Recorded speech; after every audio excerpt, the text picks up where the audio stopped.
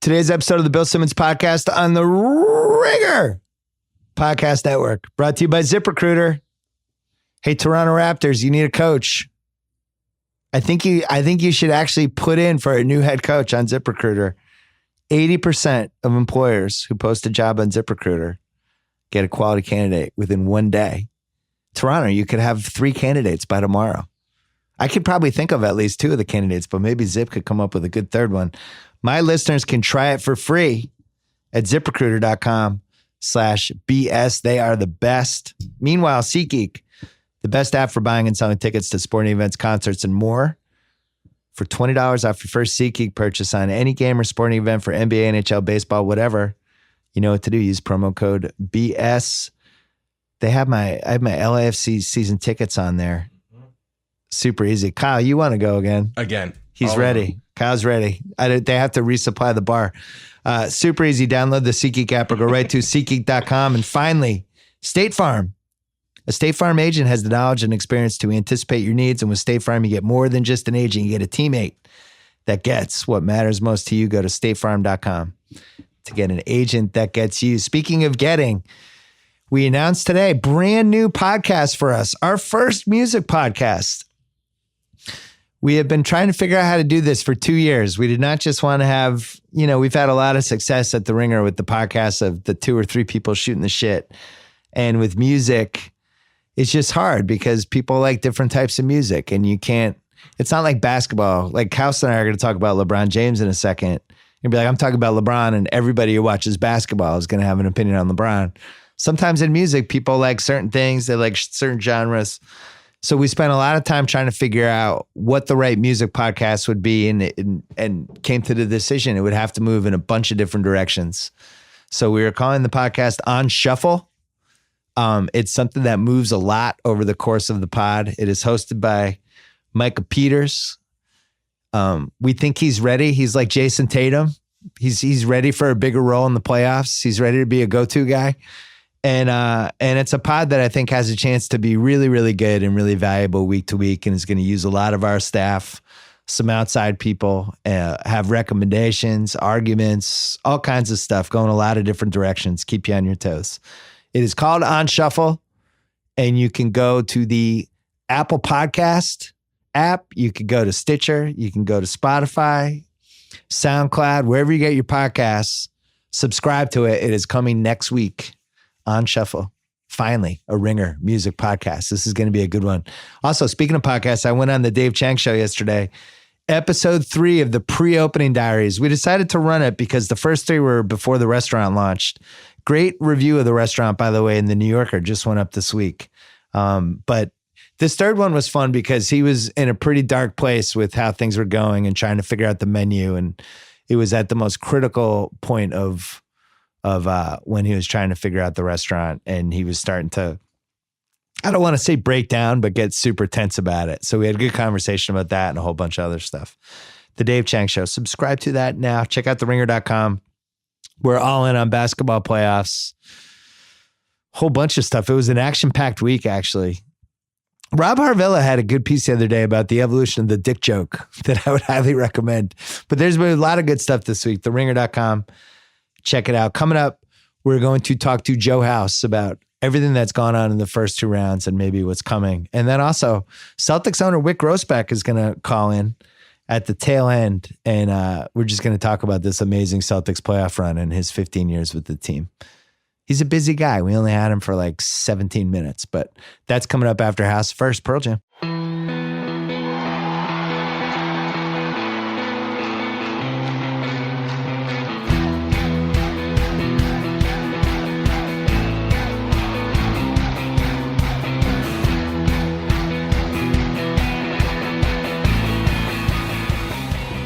All right, it's a relatively gloomy Friday here in Southern California. Not sure why. It's things are looking up for LA. Kawhi Leonard was at a Dodgers game last night. We ran the video on the Ringer. He didn't go to any Spurs games, House, but he went to a Dodgers game. He found time to do that. You're not reading anything into this. Well, here's one reason that it ought to be sunny on the horizon there in Los Angeles. Adam Perry Lang's restaurant is open. I saw meat. Yeah, We have that, and we have the Major Domo. There's overeating to be had in the LA area. Yeah. So I have a dramatic announcement to make. We can talk about Kawhi in a second. All right. I've decided that LeBron is the second best player of all time. Hey, congrats. I've moved him up. Who did he jump over? Wilt? I've moved him up on my rankings. Yeah, he jumped Bill Russell. Yeah. Bill Russell, a long, storied, and phenomenal run as the second best basketball player of all time in my book, ever since I wrote the book in 2009. But really, since when did we decide Jordan was the best player ever? Like 97? Somewhere in there? Sure, 97, 20 yeah, years. somewhere during that second three-peat. And Russell, his resume, which I expounded on I had a Wilt versus Russell chapter in my book, and then I had a whole pyramid thing about Russell. And a lot of the book was built around how you can't value players just with stats, but their connection with other players and the secret, all the stuff I wrote about. Russell was the embodiment of that. And also somebody that when he was playing and when he finished, everyone agreed he was the best player of all time. And then I think as the years go on, what about these stats? Oh, we almost lost. And then people who weren't there start picking it apart. But everybody who was actually there was like, that guy was the best. And everyone who played for or against him was like, that guy was the best. So I think you could almost split it up into maybe giant eras is the way to go. Because obviously if LeBron played in 1962, he would demolish everybody. It's the league evolves and it grows. But I think Russell owned era 1. I think Kareem owned era 2. I think MJ owned era 3.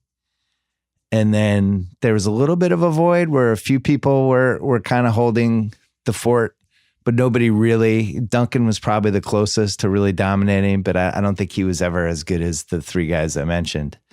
And then LeBron came in, hit his prime, and I think now he's the guy. And I think those are the 4 best players of all time. And then right underneath, I would have Bird and Magic. What do you think?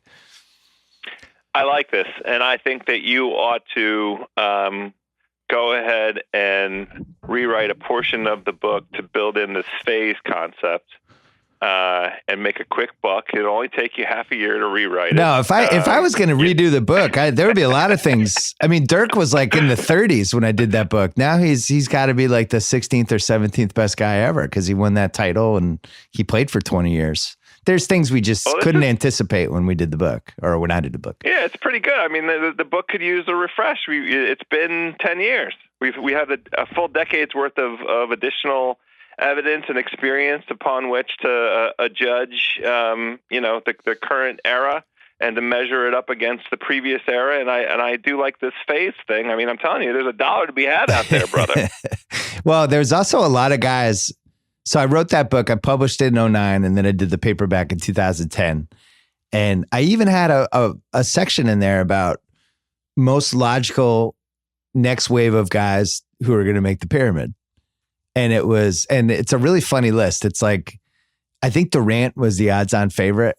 And this was summer of 2009. That's a good one. Yeah. And I think it was Durant and Derrick Rose were the 2 favorites. And then there was... Okay. Ricky Rubio was in there. 2. Yeah, 1 for 2. Ricky Rubio was in there. 500. But I mean, now you look at the last 9-10 years, Westbrook, James Harden is making the case now to be one of the 4 best guards of all time. He's definitely number 5. Although he looked like he was in mud the last two Rockets playoff games. But there's just a lot of fresh blood. Anthony Davis is in the league now. All these unicorns that have come in. My man Jason Tatum's making a run.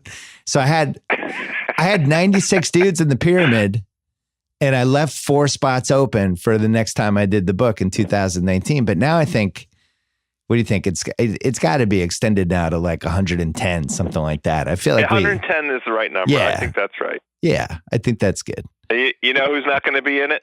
John Wall? Mitch Richmond. No, Mitch Richmond. Yeah. Well, that's one of the reasons we did the pyramid. For the All-Star, for the Hall of Fame. When he went in, that's when I knew, oh, okay, the Hall of Fame's done. The problem, well, there's a million problems with the Hall of Fame, but they're just letting too many people in every year. That's right. I agree with you. If they're trying to do 8 guys a year, after a while, you end up with Mitch Richmond and Spencer Haywood and people who have no business being in the Hall of Fame. Like baseball, which has its own flaws with the Hall of Fame, but at least sometimes they'll have a year that nobody makes it or one guy makes it. They do seem like they delineate a little bit better. And then football is the opposite problem because there's so many football guys. It's almost like they let in not enough, like Terrell. I like the stingier. I like them to be stingy. Yeah, and that was the whole reason I did the pyramid in my book, which was an idea from my buddy Gus's father, my beloved English teacher in 8th grade at Greenwich Country Day, Wally Ramsey. He thought the Hall of Fame should be pyramids, and it should, as you kept going up the pyramid, it would get more and more hollowed ground until you finally got to the last level, and those were like the guys. So I think when I did the book, LeBron was ranked 20. He'd only played like 6 years, and it was a projection because if his career had ended, like if he'd like broken his leg in 9 places in 2009, he wouldn't have been one of the best 100 players ever. But it was a projection, an assumption that he was going to be special. And I think we talked about this on a podcast a few days ago, but just to bring it back up, just to get your take, I think the thing that's really impressed me in these playoffs is that the MJ like kind of fucking around at the highest possible level, almost like he's bored by the competition, combined with just like the killer instinct he has now that I just don't feel like he had in the first 2/3 of his career. Like he wanted to ruin that Raptors team. He really did. He wanted to just completely destroy them, and we've never seen that side of him before. And how about this? Mission accomplished. He did ruin them. He did destroy them. They fired Dwane Casey this morning. Yeah, and they had to. They had to. Yeah, let's hold that because I want to talk about that because there's a couple interesting subplots in there. Both of us vowed we'd never put anyone ahead of MJ. You're not wavering, are you? No. Okay. No. What if he wins the title this year? No. The problem is MJ won every championship finals that he was in. But he also, the leaving to play baseball and basically getting 94 off and most of 90, he basically took a 2-year sabbatical in the middle of his career, which LeBron, I think what's amazing about him is just year after year after year, he's there. He's playing Everybody's got weird stuff and things that you can point to. I mean, LeBron has been in the East his entire career. And the East, over the balance of his career, has not been as competitive as the West. Like, there's stuff you can point to. Yeah, I agree with that. That's fair. The thing with MJ is every time he stepped on the floor in a championship finals with the Larry O'Brien at the end of the road, he won it. He was holding the LOB. Okay, here's my counter to that. I texted you yesterday about was there a case to be made with the Celtics in the Eastern Finals because Indiana took Cleveland to 7. I think Boston's a better team than Indiana on both ends, especially defensively, and they have a much better coach. They have home court in the series, which Indiana did not have. And when you match up the lineups, Boston's top 7 versus Cleveland's top 7, even with the incredible swing of having LeBron in there, the Boston's complete 7 is better, I think, more talented than Cleveland's top 7. But the difference is LeBron. I texted you the 7 versus 7, and you just texted me back LeBron 20 times. That's true. So you would have done the same thing for Jordan. I don't think you're there mentally yet with LeBron, but I think you're there deep down, but you just don't want to admit it. No. The thing that I will always cherish, and I will be telling my grandchildren about when it comes to LeBron, is his sustained excellence. Yeah. The incomparable durability. He has, I'm knocking on wood. I can't jinx this ever. Loudly knocking on wood. He has been so good for so long. If he propels this Cavs team to an 8th straight finals, that is unbelievable. I mean, in terms of his own experience, he's not propelling the Cavs to 8 straight finals, but for him personally, to be in the finals 8 straight years, that in this era, that's a dude getting a job done. And I will forever, be happy that I lived through both the MJ era and the LeBron era. And it's not a knock on LeBron to say that he's 1B to MJ's 1A. I mean, the thing that really distinguishes LeBron is how much effing basketball he's played over the course of the 15 years. He's played an enormous amount of basketball, and it's been awesome basketball. Well, and that's why you have to confine it to eras. And this was a big thing, the big point I made in my book. Like Russell played 13 years only. So he played 2 less than LeBron. But those 13 years, the league was completely different and everything about being a professional athlete was different. You even look, sometimes the shoes. Half the teams, the game, number of games, like everything. Well, but also like the shoes, the training, the dieting, the way they traveled, all that stuff. There were such hindrances. If you go on eBay sometimes, they'll have sneakers from the 1960s and you can't even believe people played in them. Like honestly, like playing in slippers with no support at all for your ankles. It's ridiculous. It was like you wouldn't even play pickup basketball in the equipment that they had back then. So, he was 13 years. He won 11 titles. He was the best player and the most dominant player. He completely changed basketball. And for what that was an amazing run. But now if you put the 2010s version of Russell into the league now, maybe he could play, I don't know, 18 years, 20 years. Maybe he wouldn't have aged as fast. I don't know. And I feel the same way about Jordan. You read the stuff about what LeBron does and how he takes care of his body and how much money he spends on it. And a lot of these guys, I don't think it's just him. I think a lot of these guys are just completely overboard in a good way with what they're doing physically to keep their bodies going. MJ was in the very early stages of that. I remember he was one of the first. On the cusp of it. Yeah, totally remember it was like, oh, he's got his own. Tim Grover, right? Yeah, Tim Grover. It's like he's got his own trainer. We grew up in an era where, there was one year when Larry Bird just showed up in shape and people were like, what happened? He's like, I've stopped drinking beer. And that was why he won 3 MVPs, because he stopped drinking beer during the season. And then he had this run a little bit, I think it was before the 87-88 season, when he started working out on Nautilus and he was in much better shape and he had this 2-handed follow-up dunk at an exhibition game and people are like, whoa, Larry Bird, he's working out. And that was only 30 years ago. Now you have LeBron who's posting Instagram videos of him standing on these fucking balls as he's doing curls and people are like shooting paintballs at him. And it's just different. And he really might be able to play to his 20 years. It is a shame that medical science and the conditioning, didn't exist in the way it currently does for Bird, because I hated him. I hated watching him play my Bullets. Yeah. But God damn, he was good. Well, especially so LeBron had this back injury in 2014. That wasn't much different than Bird's back injury that, was ended his career. Eventually.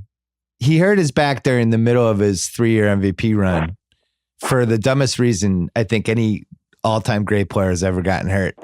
He was tarring his own driveway in French Lick, Indiana. And he hurt his back. Why the legend wasn't paying somebody else to tar his driveway, we'll never know. But he was like legendarily cheap with money, and it would have killed him to spend $100 on having some worker tar his driveway for him. But it ended up changing the direction of his career, and his back was never really the same. Even '86, which was his best year, he was battling back issues like in the middle of that year, and then did traction or something, and all of a sudden he was healthy again. But yeah, I mean, I think the competitiveness of these guys, especially when they see what everybody else is doing, you're trying to keep up with the Joneses, know, and you see these Instagram videos of LeBron and you see these Instagram videos of James Harden after scoring 45 points, playing basketball at 12:30 at night, getting more shooting in. There's a one-upmanship that I just don't feel like existed when we were growing up.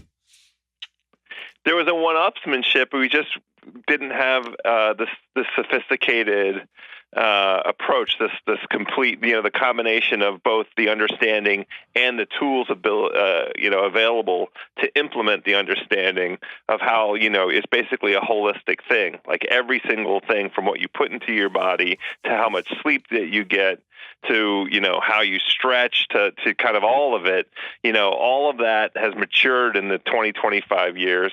And we have the tools right now for guys to take advantage of it.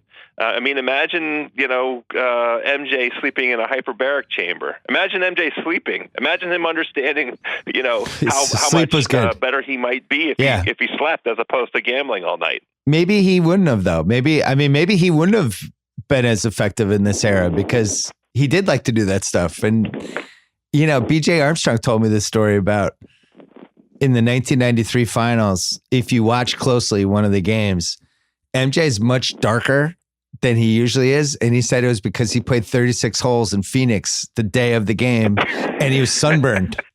And he was like, if you look, he was like, go look at one of those Phoenix games. He couldn't remember which one, but he's like, go look. He's much darker than he usually is. He's played 36 holes before a finals game. So who knows? Maybe he wouldn't have been the same. But I do think, LeBron has figured out how to extend all of the advantages that I think Bird would have done it. And then I think Magic also would have done it because Bird was doing it. I think those guys would have fed off each other. Kobe obviously is something that became super important to him as it went along. I'm not sure Shaq. I don't know if his career is any different, no matter what the era is. I think he had everything available to him. He did. He just chose a different path. Yeah, I wrote, and I think this is fair, that the thing I wrote about him that I think still stands is he could have graduated with a 4.0 and he graduated with like a 3.4, but had an awesome time. Right. But he could have graduated with a 4.0. He just was like, no, I'm cool. I'm good. Yep. I'll take the 3-4 and the 3 straight finals MVPs. What'd you think of that weird debate, by the way? Which debate? The Barkley and Shaq getting super pissed at each other. I liked it because of how genuine it was. I love it when you can tell when it crosses the line and they're just going directly from their own experience in it, and they're just passionate about it because it's their own lives. I wish that Shaq didn't do the you never won a finals thing. Yeah, I just don't. I think at this stage it's not as effective of an argument. But now I'm quibbling about the debate points that Shaq made. Yeah, Barkley was incredible. His he obviously could have gotten a little more out of his career if he had stayed in better shape, which goes back to the discussion we had. His best year was the first year in Phoenix when he was in monster shape. But that team was, I think, one of the 3 or 4 best teams that never won a title, that 93 Suns team.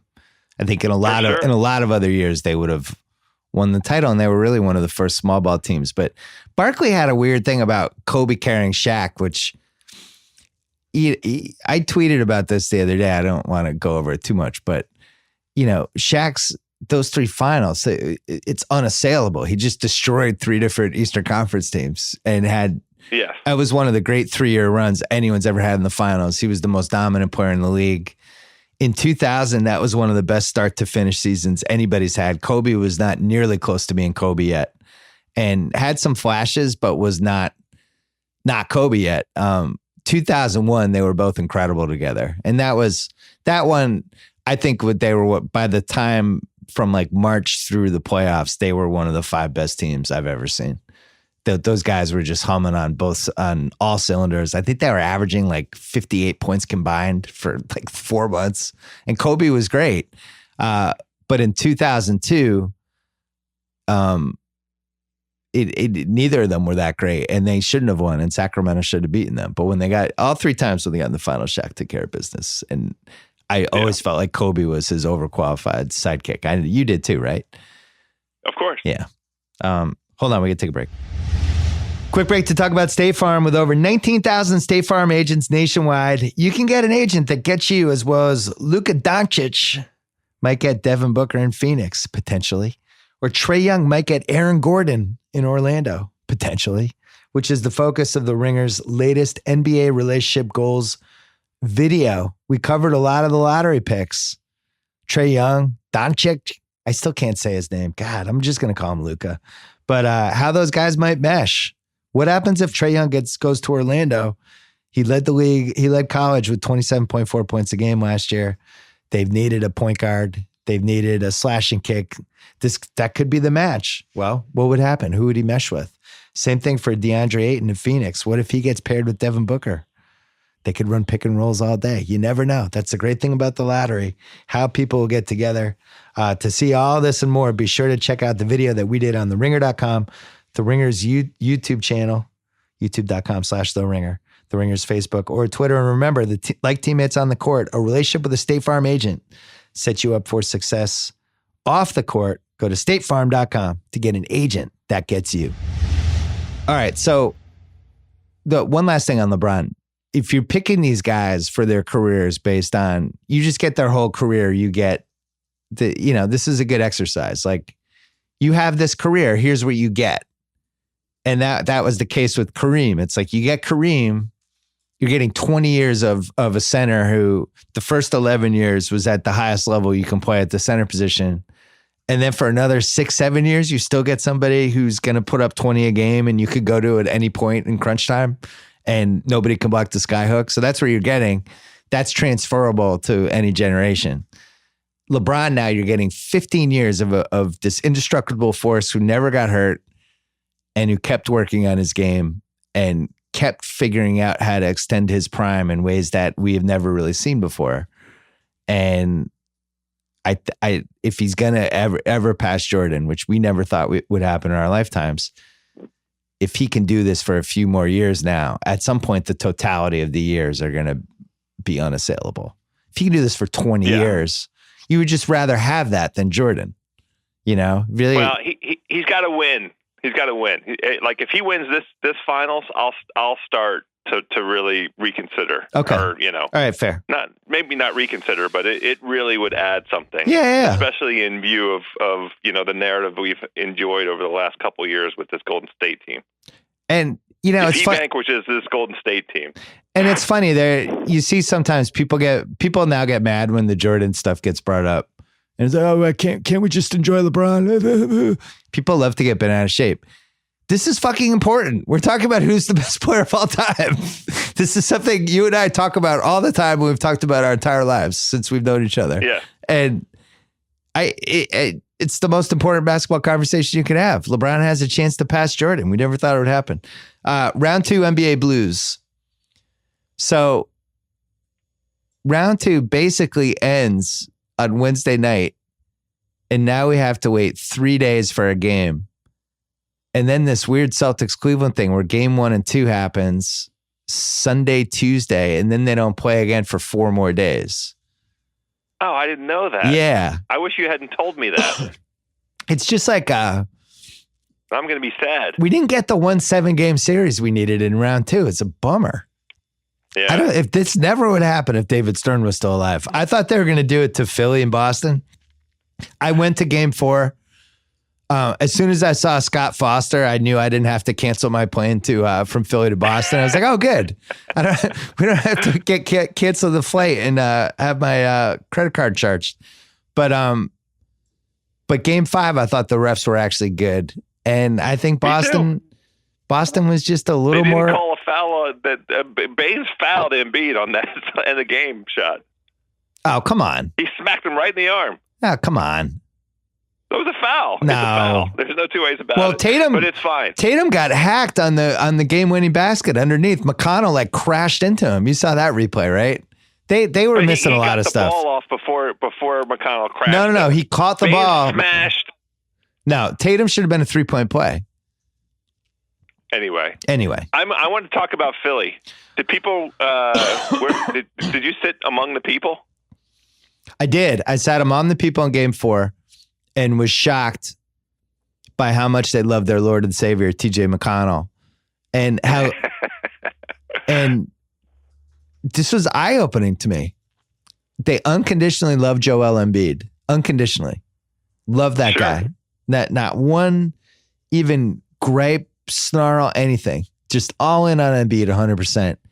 And Simmons, it was very grumbly the whole game. It was very... Grumbly. Mad when he didn't shoot, mad when he missed, mad if he didn't push the ball. It was a lot of come on, let's go, Ben, and a lot of that stuff. And it was clear to me after leaving that game that Embiid is the favored son. So, not really surprising. And then Isn't his ceiling higher? I don't know. I think it's funny to see people pick apart Simmons like this because, first of all, he's 20. Second of all, he had an incredible burden with that team, being a 6'9" point guard who had to run their offense and kind of figure out on the fly the difference between the regular season and the playoffs. And most important, do people realize that rookies usually struggle and suck in the playoffs, including some of the most famous basketball players we've ever had? Kobe Bryant? Kobe Bryant in the Utah series, he fucking airballed. He completely killed them in the last 2 games. He was a year younger than Simmons. Maybe he was even a year and a half younger. But Simmons, like, go back and watch LeBron in 2003, 2004. Go watch one of the highlights of one of his games on YouTube. He's 40 pounds lighter and had no idea how to shoot a jump shot. 2 things that hurt Simmons, though. He's been around longer. He didn't play last season, but he's been around. So he's been in our eyes, in our consciousness, in our internet consciousness for 2 years. And secondly, you just mentioned it with LeBron. The number one thing that all NBA fans and casual fans as well, subconsciously expect of their super duper stars is the ability to make baskets. Yeah. And it just is unfairly held against him that he can't really shoot. He doesn't have a reliable mid-range shot. And I use the word unfairly held against him because he overcompensates with so many other unbelievable skills that he possesses. But if you can't see a guy make baskets, it gets held against that guy. Right. And that's the difference between Magic and Ben Simmons, is that Magic could always score. He could always get points.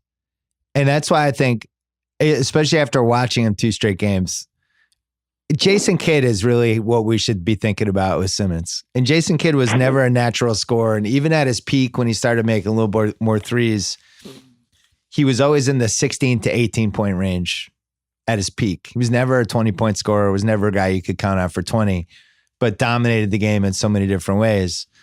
Unfortunately for Ben, not a very good defender. Really not that well coached yet. And if you watch that, there we go. You said it. If you watch that last game, that last play carefully, that Tatum, when they got the go-ahead basket in Game 5, there's a great shot both underneath the basket and then there's another wide shot. Simmons just loses Tatum. I'd love to be. Tatum back cuts him because Simmons isn't looking, and he goes right behind him and gets a layup. But Tatum was going behind him. But Tatum was going by him the whole series. Every time he wanted, he could go by him. So that's right. I'd love to be a fly on the wall in the decision-making conference room for the Sixers. I mean, I'm trusting the hell out of the process with them. Yeah. What is the sentiment inside that room about whether or not Brett Brown has, we've reached the Brett Brown ceiling? Oh, not only did we reach it, I think we all banged our heads against it. He was terrible in that series, just flat out terrible. He did not play McConnell soon enough. He could not adjust off the Stevens adjustments to his adjustments. And then Game 5 was criminal. I was tweeting about it during the game. He was blowing through his timeouts.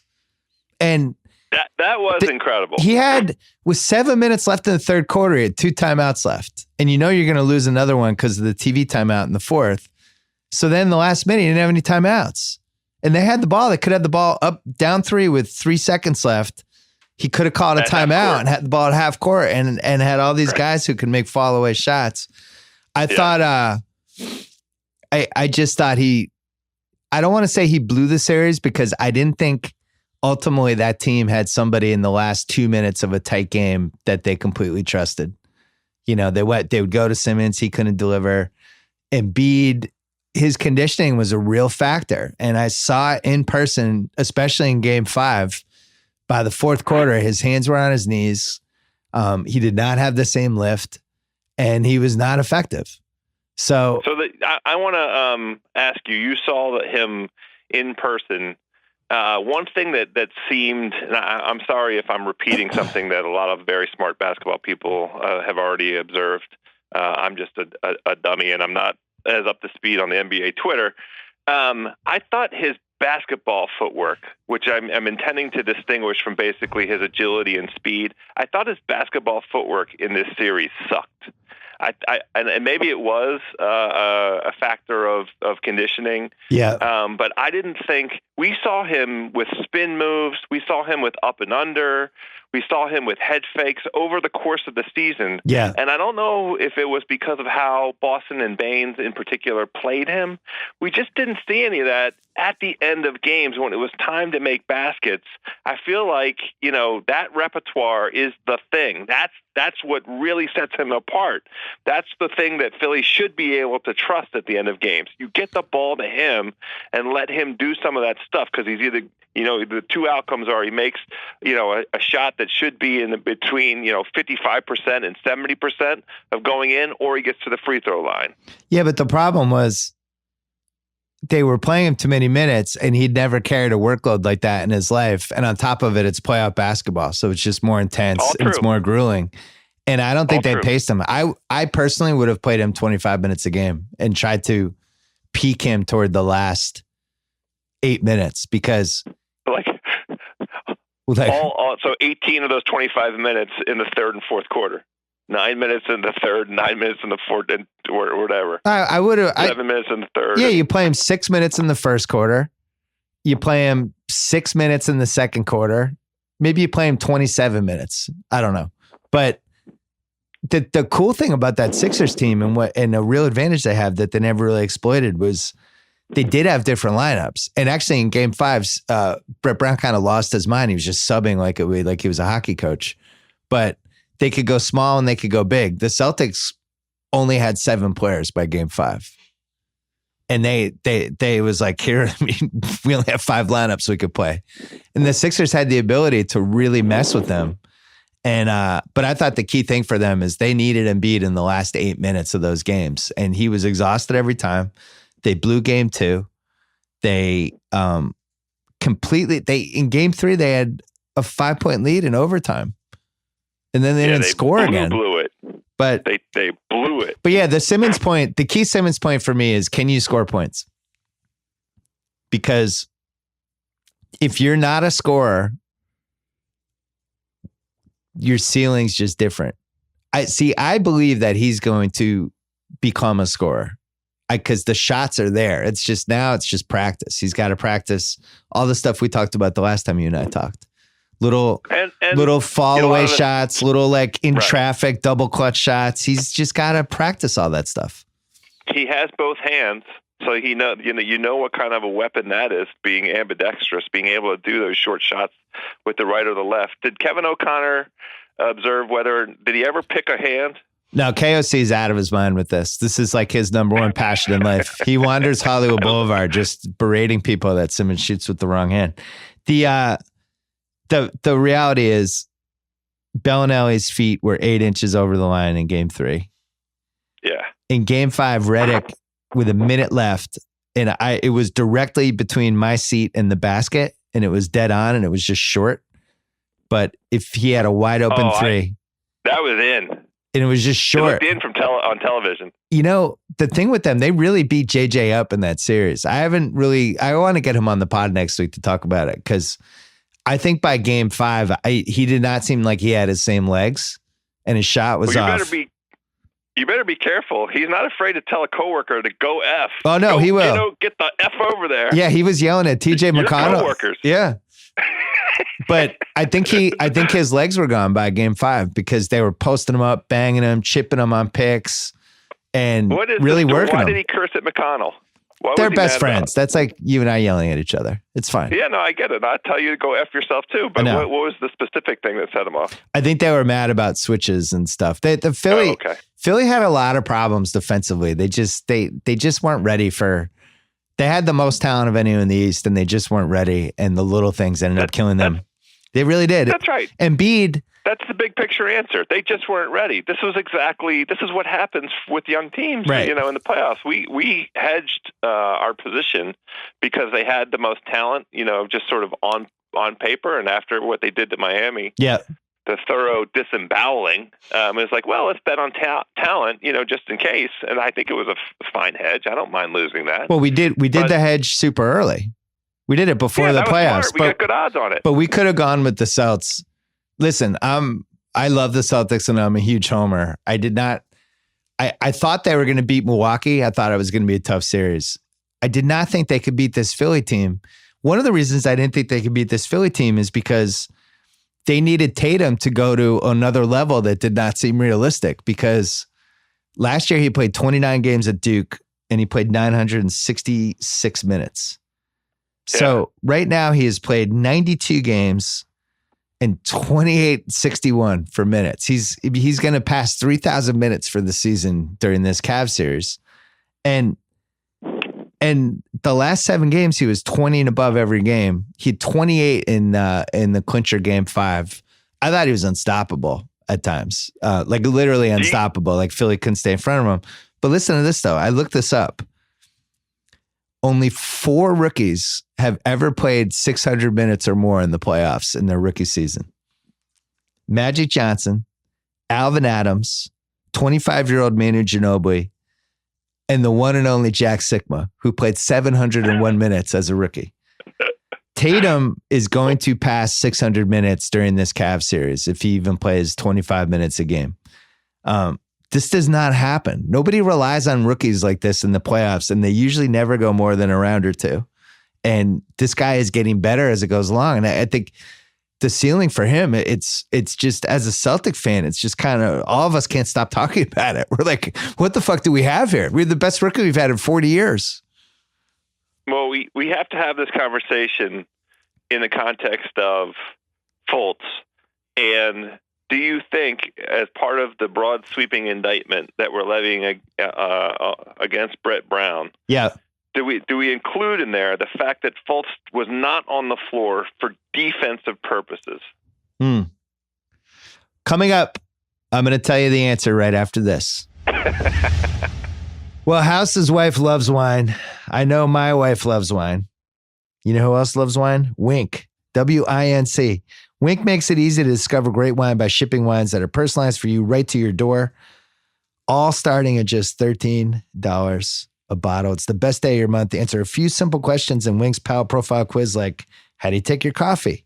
How do you feel about blueberries? Then Wyc sends you wine curated to your taste. The more wines you rate, the more personalized your monthly selections become. Each month, new delicious wines like the insanely popular Summer Water Rosé. No membership fees, skip any month, cancel anytime, shipping covered. And if you don't like a bottle, they'll replace it with one you love. Discover great wine today. This is a pretty good Mother's Day gift, by the way. Go to trywyc.com/BS. You'll get $20 off your first shipment. That is trywyc, TRYWYNC.com/BS for $20 off. Trywyc.com/BS. So I thought Brett Brown made a minor mistake not playing Fultz in the Philly series, because I think the crowd would have gone nuts. You just got to throw him out there. You got to give him the 3-minute whirl. Just got to put him out. Maybe he goes coast to coast, makes some play, and the crowd goes apeshit. But I thought it might happen, and it would have been fucking cruel and tough. But it couldn't have happened because the game was too close. But if the Celtics had been up by 10 with like a minute left, I do think a "We Want Fultz" chant would have started, and it would have been a dagger. That would have sucked. It would have been a dagger. Philly wouldn't have done that. No, in Boston. I don't think those fans. Huh? I'm saying in Boston, Game 5. Right. We want Fultz. Been funny. Yeah, but it would have also been mean. I almost wouldn't have joined in on that one. For the first time, Boston's going to be mean with a chant. They were given. We had it had some people behind the Sixers bench definitely yelling at Simmons and Embiid. Give them, they were getting the Boston treatment. Embiid loved it. Although I will say, did you get what? Go ahead. I was going to ask if you got the Philly treatment when you were down there. No, everybody was pretty nice for the most part. I did have the one guy in the third quarter yell, "Hey, Simmons," and I looked, and he just held up both middle fingers and told me to fuck myself. And then I was like, "Come on, what did I do?" And he felt bad. But I left with about a minute left because I didn't want to take. I didn't want to. Hey, Simmons, we're coming back. Right. I also was very worried by that point because when Shane Larkin went out, it was like, wow, we just don't have enough players anymore. But it was the guy who gave you the double middle fingers, Chris Ryan. No. Oh, it wasn't Chris. Okay. I tweeted this yesterday too. Morris and Semi Ojeleye. Marcus Morris, my dad's least favorite Celtic of the year, and approaching top 5 all-time status. They played 39 minutes a game in that Philly series and shot 30%. So if you just give Hayward those minutes, I'm positive he won't do worse. I'm positive. I'm 100% positive Gordon Hayward will not be worse than that. Just wanted to get that heard. I don't want to talk about next season. Yeah, I don't want to either. We have too much on the plate. We haven't talked about Dwane Casey getting fired. We got 2 things left. Enjoying Dodger dogs. We got 2 things left. Wait, let's rip through them. You gave the Celtics no chance against the Cavs, even though they have home court and a lot of guys to throw LeBron. There's no such thing as no chance. Of course they have a chance. They're in the final. It hasn't started yet, and they have home court advantage. And Brad Stevens is the coach, so they have a chance. Of course they have a chance. I'm going 7 games. Possible in terms of injuries and stuff too. I'm knocking on wood. I don't want any injuries. I want both teams to be healthy all the way through the entire series. Cavaliers have the LeBron advantage. That's all I'll say. I'll just leave it at that. I can be simple about it. I don't have to go crazy. This series will go 7 games is plus 110. Kind of feels like 6 to me. Okay. Cavs ended in 6. That's my. I'm going to be disappointed in the president, Brad Stevens, if he doesn't figure out a way to completely torch Korver and Love on defense. Come on, Prez. They may be able to do that. Come on, Prez. They have 2 awful defenders out there. Please torch them. The interesting thing will be what he puts on the court in terms of an answer to the action that they developed, and really, more than anything else, in addition to LeBron, was the distinguishing factor in how they just wiped Toronto off the floor and got Dwane Casey fired. Yeah. That 2-man action between Korver and Love was the thing that changed the entire course of Cleveland's fortune. Stevens will take that out. And if it on the face of it, it looks a little bit unstoppable. So this is the challenge I'm psyched to see out of Brad Stevens. The Prez will figure it out. I'm excited. Okay. I think it goes 7. And I wouldn't bet against LeBron in a game 7 ever in anything. No. So Dwane Casey gets fired. I thought, the Casey, DeRozan, Lowry thing had to be broken up at some point. And I think we reached the point. Now, he benches DeRozan in game 3. And they come back and they almost win. Doesn't put him back in. They lose the game. It's over at that point for Dwane Casey. And there was a parallel. Remember the Clippers-Rockets game in 2015, game 6, Clippers about to clinch, up 18, and Mikal bench James Harden's dragging ass because he sucked in that game. Yeah. And that was it. It was like, I'm getting fired anyway.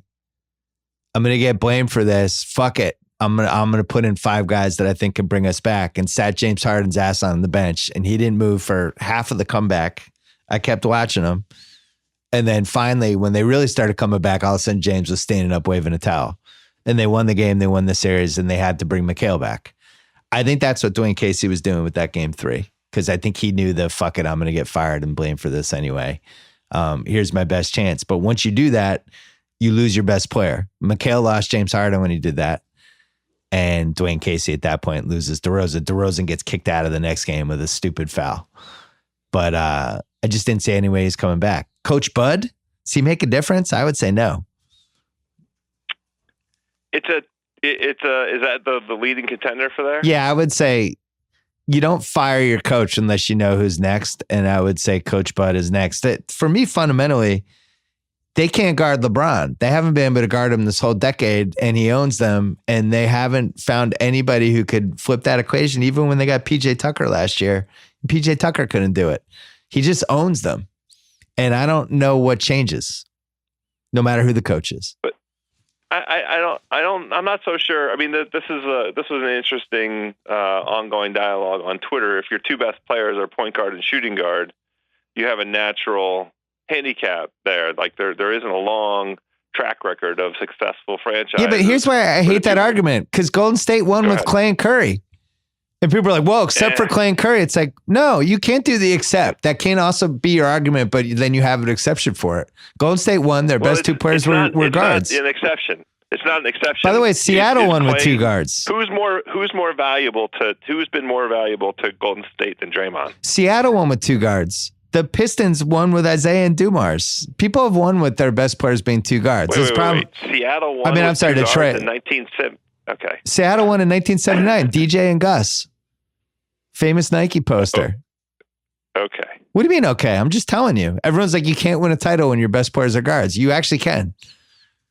The Bulls won 6 titles with Pippen and Jordan. Pippen was a forward, but we've seen people win when their two best guys are perimeter guys. Okay. I just think DeRozan and Lowry are the wrong guys. That's a different conversation. I agree with this. I went to the All-Star game, and I think we talked about this. The last 5 minutes, they had all the best guys in the court, and DeRozan was the guy who didn't really seem like he belonged out there. I don't think he's one of the best 9 guys in the league. You're not going to beat LeBron unless you have some sort of advantage. And I don't know what Toronto's advantage was. You either need an incredible coach or a bunch of dudes to throw at LeBron or like something, but you're not doing it with the team Toronto had. I like that way of describing it better than, saying Toronto couldn't stop LeBron, because they couldn't. That doesn't make them unique. I know, but they had no chance against him. He did whatever he wanted. In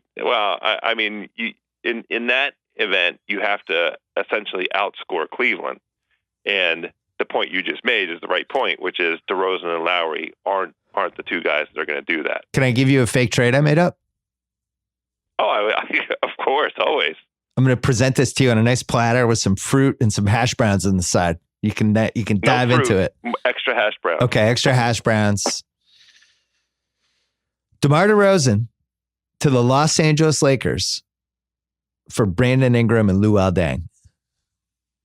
Who says no?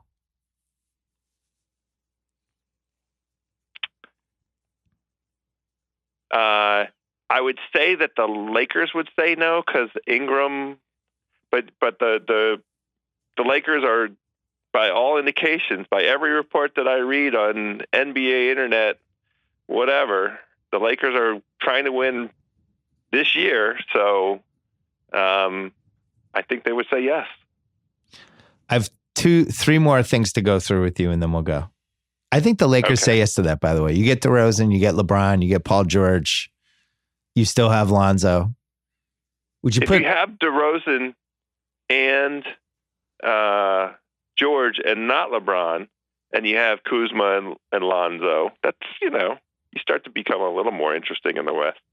DeRozan's an LA guy. That was the only reason I was thinking about it. But I think trading Lowry or DeRozan is the move at this point. I don't think you can keep both. I agree with this. But I don't know what the market is for those guys when they make as much money as they do, which is why I thought of the Lakers, because it would give them a chance to dump that Dang contract, which they desperately need to do. It's funny when you look back at how close it seems that Lowry was to going to Minnesota, and how might everything have been different. Well, they wouldn't have ripped off nearly 60 wins this season, Toronto. If you're Philly, would you think about Lowry? Sure, absolutely, yes. Without hesitation. But not for Fultz. Oh, okay. I know. I mean, Lowry was really poised against Washington. So I'm suffering from Doc Rivers-itis, which is I watched him eviscerate my team. And he was really good on the wing. I know that's not his strong suit. He was playing off the ball. And again, it was against my team. So no great shakes there, but it's what I observed with my own 2 eyes. I was impressed by Lowry. What about in shape Lowry? Fultz and Covington for Lowry? Sure. Robert Covington feels like a fair trade to me. I don't know. Philly, I don't mean to pour salt in the wound, and I certainly don't mean to hurt anyone's feelings. I can just tell you, I'm rooting against your team during a playoff series and develop opinions on the guys on your team based on, am I scared of this person? Am I hoping they stay on the court because it's better for the Celtics? Do I want them to shoot? I'm going through all these emotions. JJ Redick's terrifying. every time he's open, you're just like you stop breathing. You're like, oh fuck, why did we leave him open? Embiid in Game 5 had a stretch in the second quarter when he was just completely overpowering, and you see like the ceiling of what he can do, and you're like, God, I went from wanting them to feed him the ball to now it's like, how the fuck do we stop this guy? I always wanted Simmons to shoot at any point. So go through. I could give you my scouting report on all these guys just based on how I felt. I always wanted Robert Covington to have the ball and shoot, always, at all points. It was like, please shoot, Rocco, please. He just is not somebody I see on a playoff team. I thought he was a real liability for them. He's a fine, off the bench guy, energy guy. I think he'd fit in great with that bench mob up in Toronto. They're paying him $16 million a year next year. That guy. Yeah, well, that guy is not a great basketball player. That's Mahinmi money. I don't know what to tell you about that. That's some sunk cost kind of shit right there, buddy. I think that was a huge mistake, and I think hey man, he took some of the worst shots I've ever seen in my life in that series. Just really atrocious, but I understand the point. Atrocious shots. No, I'm not even exaggerating. I'm like, oh my God, I can't believe he shot that. We weren't able to develop a scouting report on Markelle Fultz because Brett Brown decided not to play him. I know. Quickly, if you're New Orleans, do you bring Boogie back? No, you have to trade him to Washington. Why are you asking that? Well, that was my next question. Boogie for Otto Porter. Boogie for Otto Porter. Done. And something else seems like a relatively kind of fair something. I'm not walking to say yes to that trade. I'm sprinting. I'm putting on some very lean Nikes and trying to bring back some of my sub 2 minute 800 speed and sprinting to sign up to that trade. Last question quickly. Why aren't I more excited about Houston Golden State? Because you have the Celtics in your mouth. No. Take the Celtics out. I'm just. How can you take the Celtics out? It's going to be fascinating. It's a very fascinating. Okay. We get to see the real. This is Houston. This is the Morey mastermind. This is exactly what he wanted. His plan in full display. I think it's fascinating. Okay. I'll get into it. Win, by the way. I'll get into it. It bothers me that Golden State is basically like, we can turn it on whenever we want. And I'm holding against them. All right, we got to go. House. They can. Shack House. You're going to get Adam Perry Lang on House of Carbs. Shack House. Golf's happening. Good stuff's happening. I think we're having Jordan Spieth's coach on, Cameron McCormick, on the Shack House. Oh, excellent. We'll have to ask him why Jordan missed the cut this week. Presented by Callaway. All right, we'll talk to you soon, House. Bye. Thanks, buddy. All right, we're going to call Wyc Grousbeck, but first, Amazon Music, the simplest way to listen to the music you love. Discover tens of millions of songs, including the hottest new releases and thousands of curated playlists and stations across all your devices. Just by asking, no ads, no limits, no interruptions. Find them at the tip of your tongue. Are you having friends overnight? Just ask to play music for a dinner party. Shout out your favorite bands or your favorite years, or if you're playing a song you enjoy and want to hear more like it, simply say, Alexa, play more like this. Engaging with music has never been more natural, simple, and fun. I even tried a playlist out. It had 36 songs. I did the post-lithium era from 2002 to 2005, a very underrated era for music.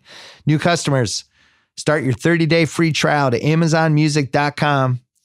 AmazonMusic.com to start your 30-day trial free.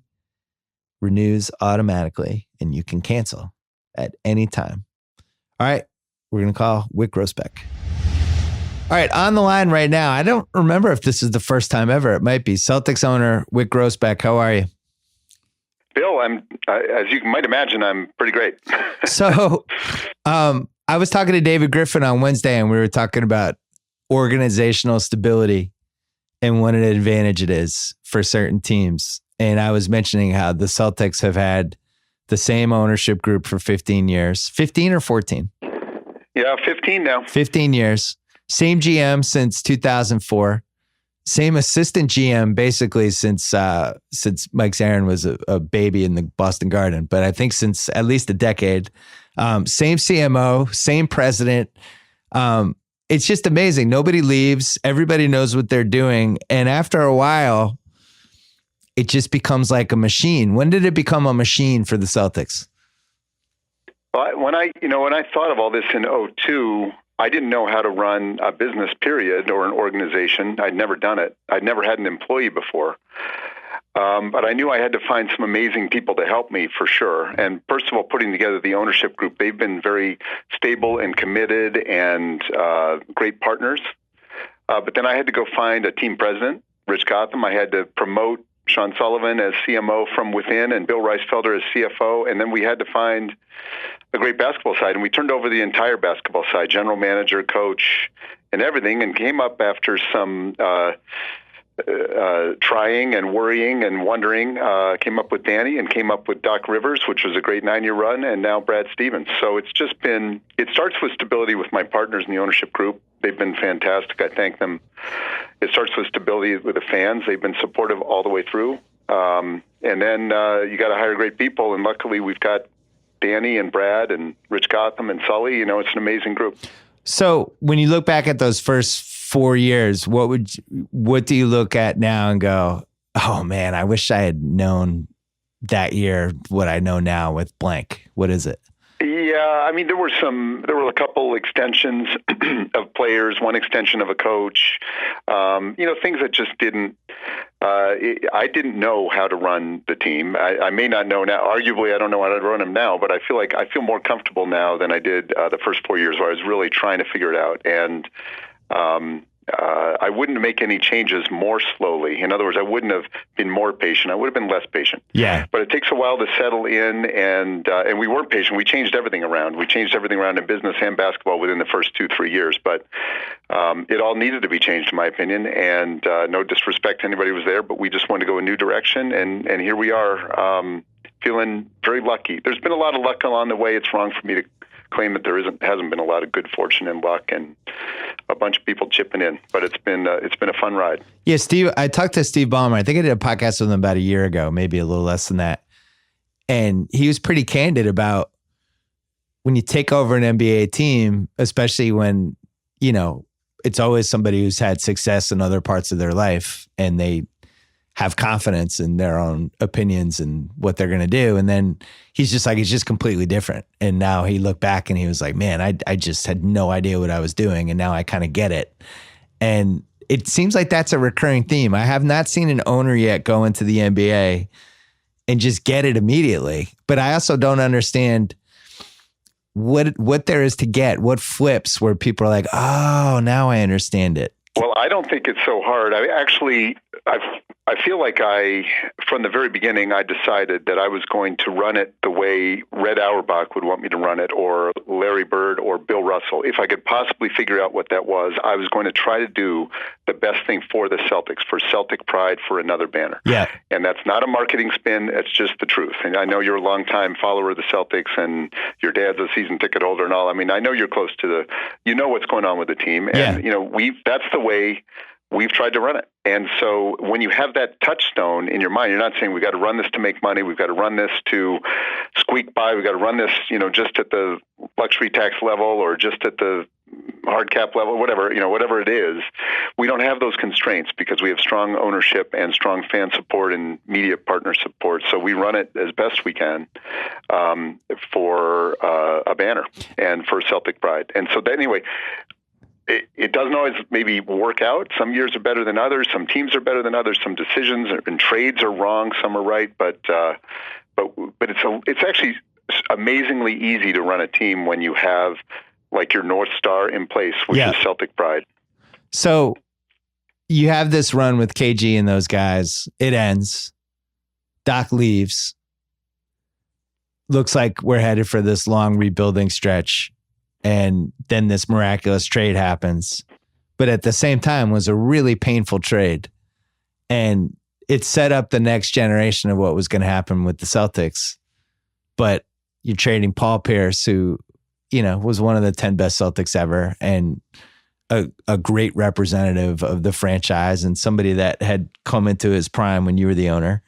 And KG, who everybody loved. And taking on a huge contract back at Gerald Wallace and these picks from a team that seemed like they were going to be a contender for that whole decade. Did they have to talk you into that? Like, you can admit it now. It's been 5 years. They didn't. Didn't have to talk you into that one. Okay. No, they didn't. It was, I tell myself at times like that I'm the person that has to make those decisions. Because I do make the ultimate basketball decisions, and or I sign off on them, or I modify them, or I reject them. Yeah. So it stops with me, and I tell myself, if anybody is supposed to be unsentimental and try to do the right thing and not have heartbreak, it's me. And I'm among the most sentimental or emotional people around. I love everything about the Celtics. I love the players you just mentioned. So I have a lot of sentimentality, but I'm supposed to be, all business in pursuit of the next championship or whatever. And so I watched us, I think we got swept. Anyway, I think it was losing to the Knicks. I should have refreshed my memory, but we lost the Knicks in like the first round. Yeah, in 5. And I'm like, these are in 5. And these guys are not going to get us there. Yeah. Therefore, we're going to get some new guys. And I did the same. We did the same thing last year. We got to the conference finals. We had the best regular season record in the East, and we changed out 11 out of 15 guys because that team wasn't getting us there. Yeah, in my opinion. And so it's the exact. I mean, it's the same mindset I'm trying to adopt, which is, what would a Navy SEAL do or something? I'm a long way from a Navy SEAL, but what do the Celtics need us to do? Because I've got to step up and make that decision. And you also have a GM who the joke has been for the last 15 years that he would trade his family members if it made the Celtics better. He just doesn't care. He does have a whole new family. He traded them all. No, he didn't. He didn't. He's got a great family, and they're the same family. But he would if he had to. Well, he's had a lot of kids. He could trade one of the kids. He might not know. What was the biggest disagreement you've had with him? Disagreement's the wrong word. Difference of opinion on a major move that you guys talked out, figured it out. Well, I'm going to answer the question I want you to ask, which is about the Brooklyn trade and the way that went, because it wasn't a disagreement, but it was an evolution. Okay. As I recall, and Danny may remember slightly differently, but as I recall, he came to me with that deal on draft day and said, we're going to get 2 first-round picks from Brooklyn for these guys and take on some contracts. And I said, okay, are they unprotected? And he said, yes, in fact, they are. I said, great. I said, let's go get a 3rd pick. And he goes, well, but all right, I'll ask, And he's not afraid to ask. He wasn't pushing back, but he went and asked, and he said, unbelievable. We got a 3rd pick. This is great. And I said, great, go get a 4th pick. We're going to keep going. I think these guys have deal fever. We're going to keep going until they say no. I think they've been told by ownership to get the deal done. Yeah. And so let's go back. And Danny sort of gave me a look like, I don't want to lose the deal by pushing too hard. Normally we try to, be, play down the middle of the road with people and all. And I said, go push aggressively for a 4th pick. And so he went back and said, he came back to me and said, okay, well, you got your wish. They've said no now. I said, fine. If that's what you wanted, they've said no. They're not going to give us a 4th pick. I said, fine, make that 4th pick into a swap. Because swapping a pick doesn't feel like you're losing a pick. You still have a pick. And it's pretty unlikely, honestly, that we would be able to swap. That would mean we were better than they are. We think they're going to be pretty good with this trade. Yeah. So just get the swap and we'll call it a day. So we got that swap, and that swap turned into Jason Tatum and another first-round pick. It turned into the number 1 pick in this year's draft. Well, so that's how the Brooklyn trade evolved, as I recall it, which was working together with Danny to get the best possible deal out of Brooklyn. I was doing the draft that year for ESPN, and we had no information other than that we were trading all these guys and getting some picks back, and no idea if they were unprotected. Didn't know about the pick swap, and I went on TV and I was upset when the trade happened because it seemed like we were getting these, I assume, protected picks from the Nets and from a team that was going to be a finals contender, it seemed like. And then the totality of the trade the next day when it came out, it was like, oh my God, whoa, we got a pick swap too. Like it was, but but to be fair, I don't think any of us felt that Brooklyn wasn't going to be a really good team for a reasonably long amount of time. So it didn't look like it was an unfair trade in any way. It looked like they were ready to go with those guys, sort of like we took Kevin at a certain and Ray at certain times in their career, and we wanted to make a run. And now, whereas and that was Brooklyn's role in that thing. So I don't want to disparage Brooklyn in any way. They made a move trying to go for it. Well, we made a move trying to rebuild. You caught a big break though in that trade about a year later because they actually changed their mindset of what they want to do with their team, and Prokhorov didn't want to spend the tax anymore, and he didn't want to spend as much money on a contender. And that all of a sudden swung the equation, because that first year after the trade, they were a contender. Like, people thought that was a team that might make the finals, but then they switched directions, and he didn't care. He was in Russia. And that was the best thing that could happen. No, I thought, I don't want to agree or disagree with what you're saying about another team. It's not my role. Yeah. Except I'm going to disagree. He does care. I know him, and he cares deeply. So. All right. Can we disagree? Sure. He does care. Okay. So you can disagree with that if you want, but he does care. Okay. You got booed in 2016 at the draft. The Jaylen Brown pick. It slipped my mind. You got booed and your feelings were hurt. Yeah, well, it's okay. It's the way fans have a right to do that. No, but we can talk about it. They were booing I think they were booing the situation, but they were also booing me. There I was getting booed.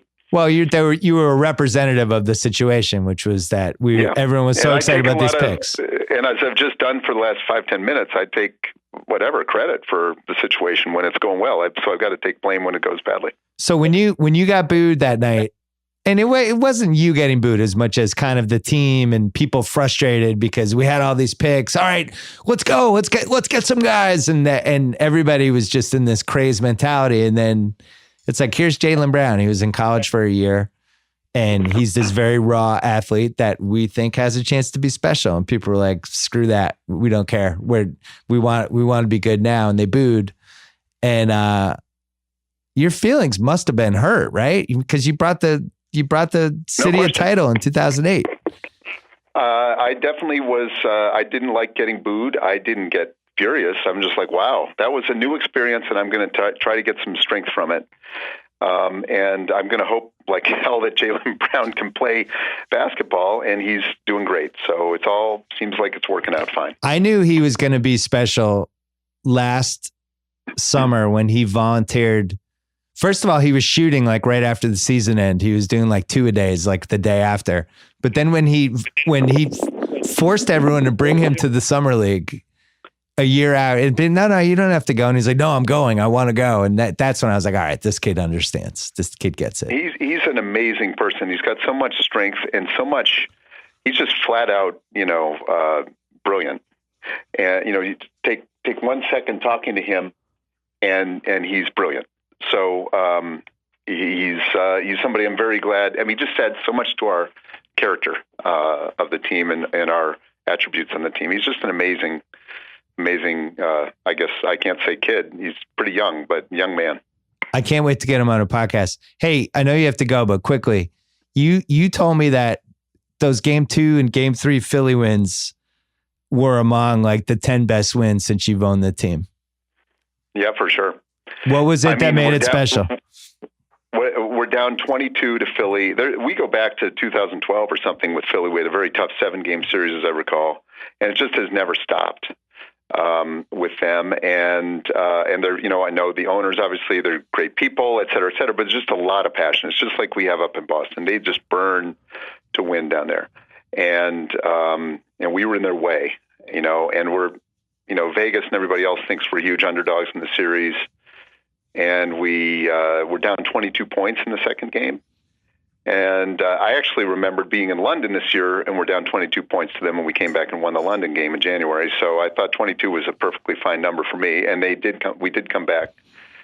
And then the confetti game was just hysterical. I mean, I literally turned to the team president of the Sixers and said, really, confetti for overtime? And he said, Scott O'Neal, he's a great guy. And he said, I know, I'm in big trouble. I'm going to get fined by the NBA. And I said, well, what do you do if you win? And he goes, maybe throw a T-shirt. Right. We were laughing about it. But then I had my whole family down there and kids. We won the overtime, obviously. And it was just a sweet feeling to win on hostile ground. Winning on the road is a great feeling.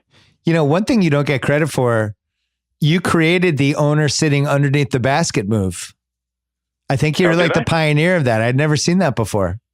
It's a great place to sit. Yeah. I mean, the action's right in front of you, and you can see if the three-pointer or the foul shot, but if the three-pointer is going in or not at the end of the game, you can see it. You can see it at both ends of the court. You can tell the arc, and you can tell the direction, and you know before anybody else except the guy who shot it whether or not it's going in. So you have like ESP. It's a great place to sit. And you have Danny down there too that you can jump out and tackle if he's going to go on the court to argue with the ref. You're close enough that you can get him.